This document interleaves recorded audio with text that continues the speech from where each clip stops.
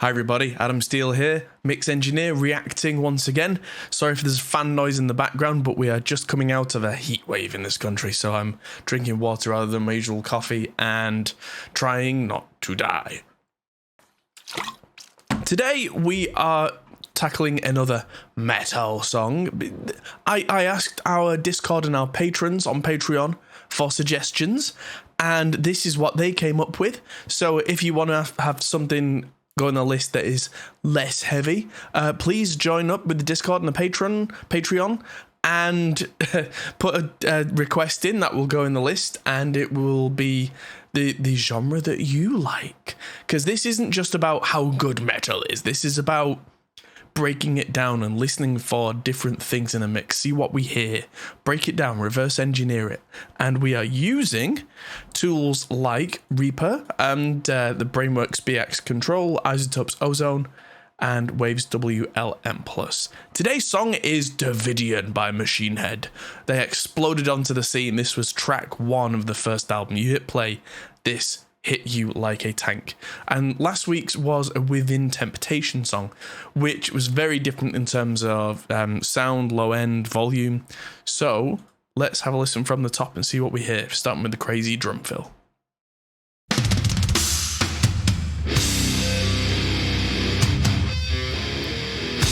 So let's go back to that again. Lots and lots of reverb is what I hear.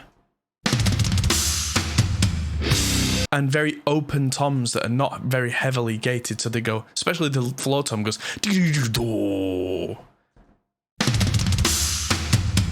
Let's hear the sides. Loads of some sort of plate reverb, maybe. When I take the mid instead of the sides, it is less echoey. So the reverb was placed to the sides very wide.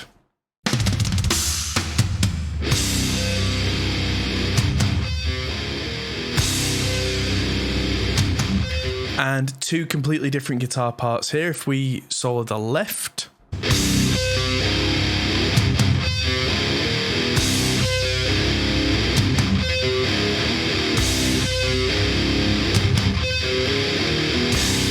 I can hear some, it sounds a bit like chorusing, but I think it's actually two identical guitar parts played on top of each other.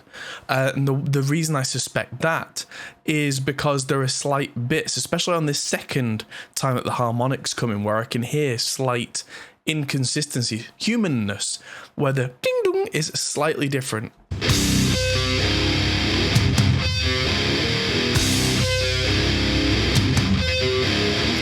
There, that one. Is just enough to suggest to me that that is 2 takes. Now let's listen to the right side.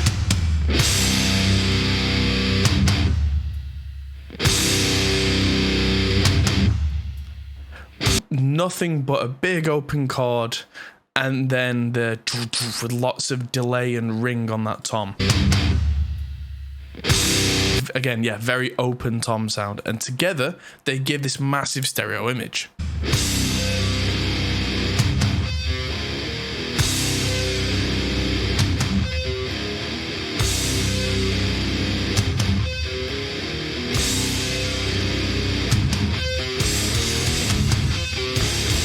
And here we can hear it kick in, and I think it is 4 tracks of guitar doing the same part here.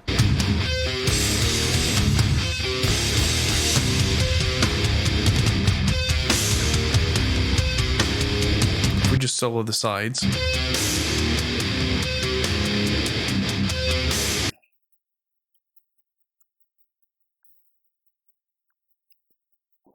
Yeah, we can hear how a lot of the drums drop out, because the drums, they're not mono, but they're very mid-focused, at least at this point.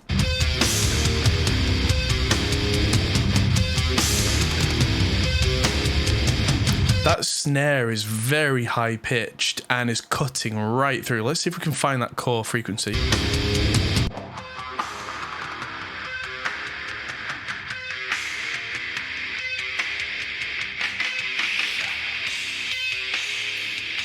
Yeah, somewhere around 2K, we can really hear that. And like I was saying, unlike the Within Temptation track, this isn't super heavy on the low end.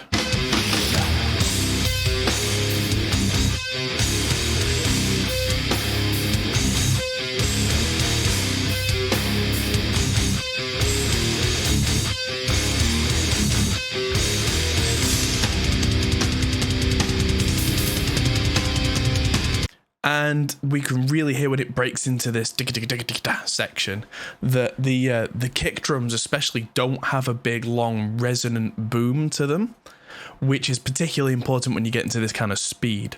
Let's just isolate the low end and you'll hear it doesn't go whom, it goes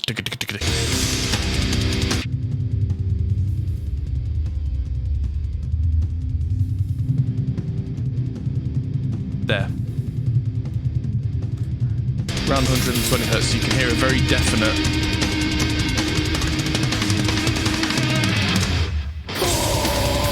Interesting. The solo guitar on the top has a delay pedal of some kind, so when he stops, it goes, which we can hear in that gap. It's got quite a big fall off, but yeah, let's play the next bit. And talking about low end, let's see what happens. I was just experimenting before with, it's not the mix, but the master that's a little bit low end light. And this was done in the mid 90s, and I suspect that was very much kind of the balance that was expected of its time, because the bass really is quite solid in this track. It's just not overly low end weighted. So let's just experiment and turn that on.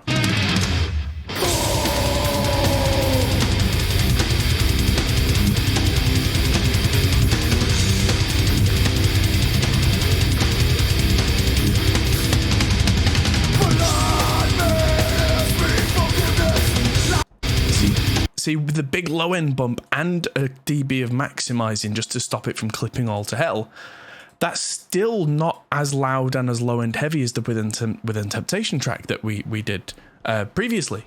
It was coming in on the meter at -7 LUFS then, whereas without it it's more like -10.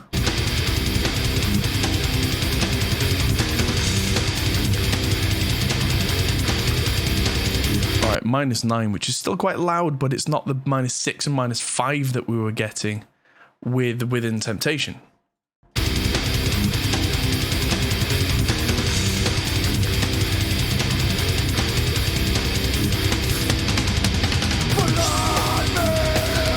Have you noticed how the guitars have a very defined mid-range? That's definitely a mix decision, I think.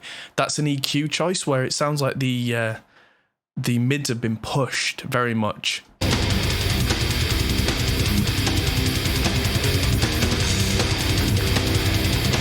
There, where if I pull that right down, it'll become like a Pantera kind of tone.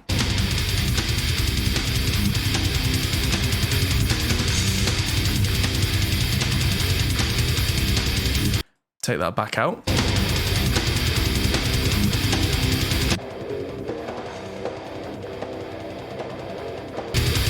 So even as far back as 94, I think this was, around that kind of time, they'd already worked out that even though Pantera sounded super heavy, scooping the mids like that as far as Dimebag was going is not necessary to get a big heavy sound. And definitely there's a place in this mix for more mids.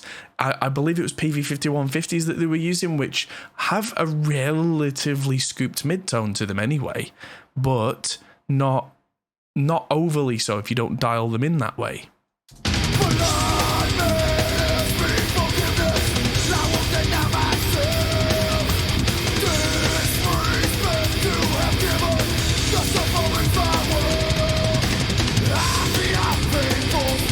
I'm just going to stop there and talk about the vocal, because Rob Flynn's vocal here is not right up front and super clear like it was on the Pantera Walk that we did, or Within Temptation. So with the Within Temptation, there was a lot of mid-range in the vocal, and it really was compressed and stood out on the track, whereas the Pantera song, there was so much mid scooped out of the guitar, and also there was just not that much reverb or anything on the vocal. It really, again, stood out, whereas this doesn't seem to be the case.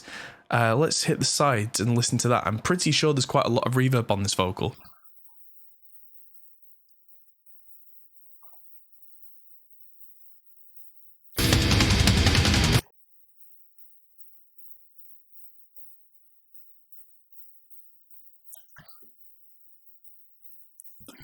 Yeah, I can hear a lot of vocal on that side channel, even with the guitars. In the mids,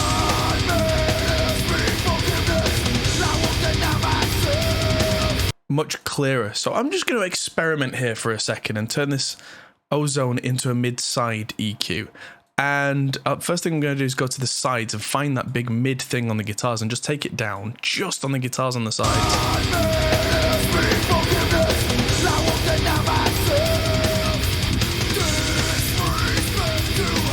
Again, this is just an experiment. I'm going to find on the mids.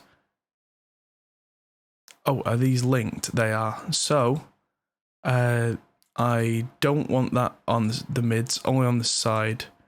So the side, that's removed, and on the mid, let's find the vocals.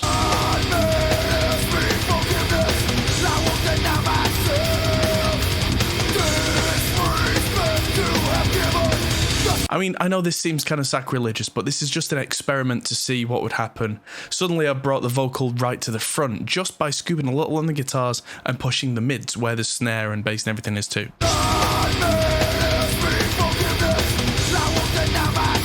And without. And with.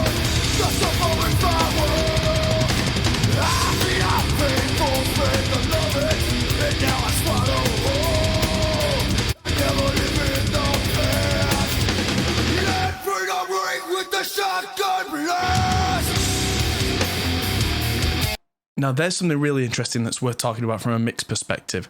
The main vocal here has a lot of delay and reverb going on, but then automated at the end of the shotgun blast, there's a slower delay that goes blast, blast, blast to let that effect ring. So you'll hear while he's singing there's a quicker delay, and then it's brought in that there's a longer one. Let freedom ring with the shotgun blast.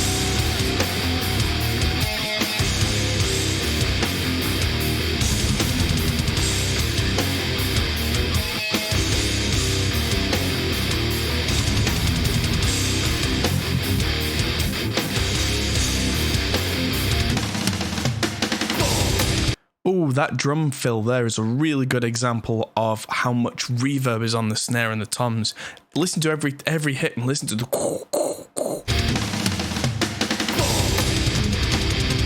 Yeah, we would never do that now.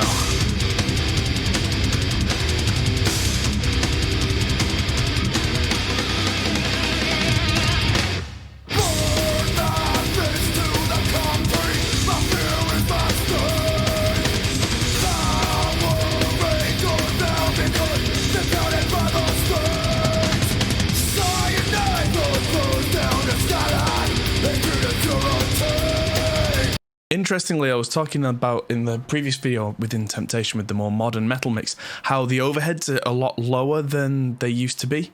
And it's very much the case here that I think between kind of mid-80s metal and mid-90s metal, the overheads have come down significantly. Because if you can hear a ting, ting, ting, ting, ting, ting on the ride in this section, it's very low down. You've really got to listen for it.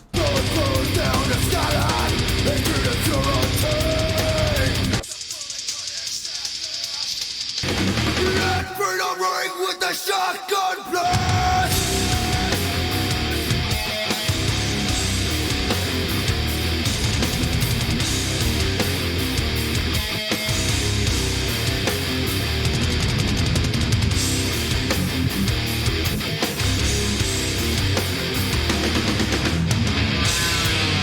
You can really hear on the guitars here how there's no reverb, no nothing. They're dry as anything on those chug-chug-chugs. There's nothing else in there.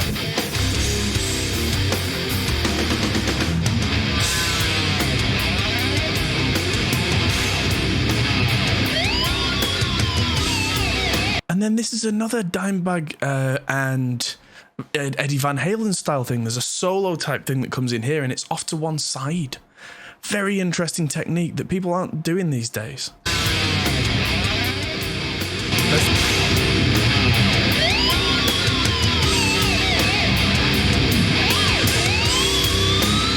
That's the right hand side and here's the left.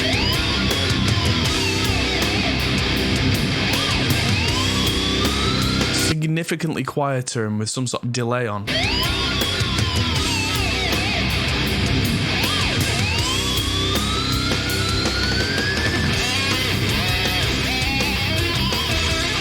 and then it switches to the other side. So I wonder if the two guitarists are trading off solo sections here, and that's how they've illustrated that. Because now on the left side, we've got the solo type thing.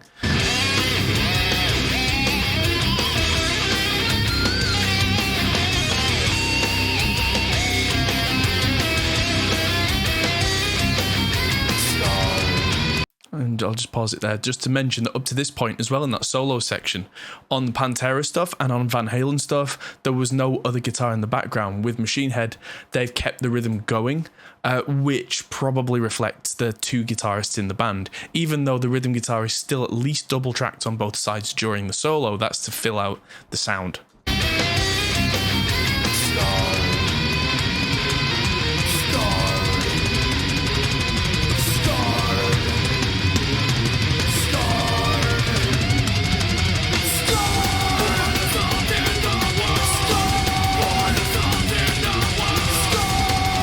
This is a definite call and response section on the vocal where there's the main thing, which has lots of reverb, but also doesn't have a de-esser, and you can see these kind of grey spots on the spectral peaks here where there's a lot of kind of noise, and that's the S, and there's either no de-esser or it wasn't used very heavily, and it definitely helps this part to stand out.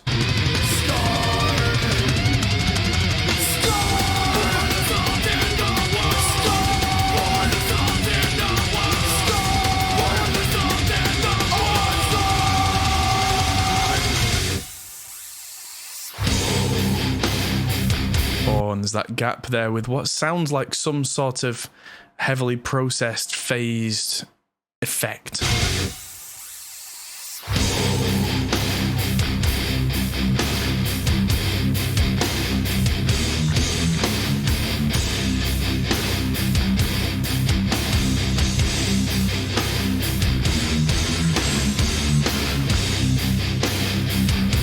The odd time signatures. Interestingly, I can now hear the bass clearer than I could at any other point in the song, probably because of the slowdown in the tempo, where a lot of the time in the rest of the track, the double kick is going at the same pace as the guitar, so picking the bass out is quite difficult, whereas here I can hear the gurgle in the low mids of the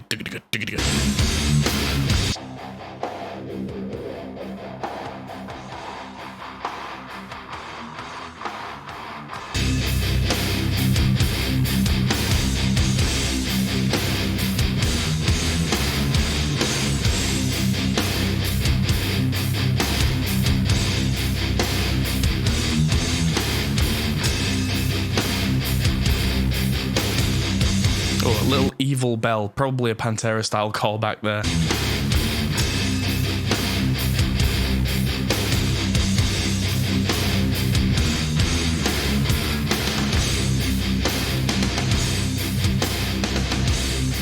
Interesting last thing to note as it fades is, even though we can hear the cymbals quite clearly with those ba ba ba, the top end on the guitars is still louder than the cymbals. Check that again.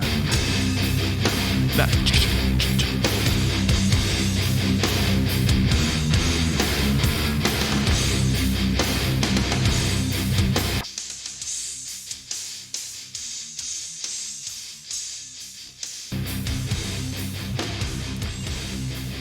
And overall, it was quite a bright track, but a lot of that was carried by the heavy guitars, which were there the whole time.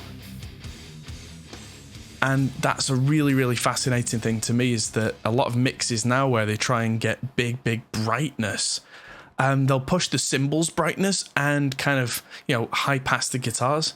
If the guitars are played really tightly, low past the guitars. If the guitars are played really tightly, then you can use, especially if it's not overly gained, so it's not just a, you can use the on the guitars as kind of a placeholder for percussion, because that's what it becomes, as a percussive instrument. And so yeah, absolutely fascinating that that was a suggestion by Chris over on the Discord. So yeah, thanks everybody. If you want to put in an idea for one of these songs, then yeah, jump on the Patreon. I can speak words. Jump on the Discord, get to know us, jump in, and thank you to everybody for tuning in. I'll see you in the next video. Goodbye.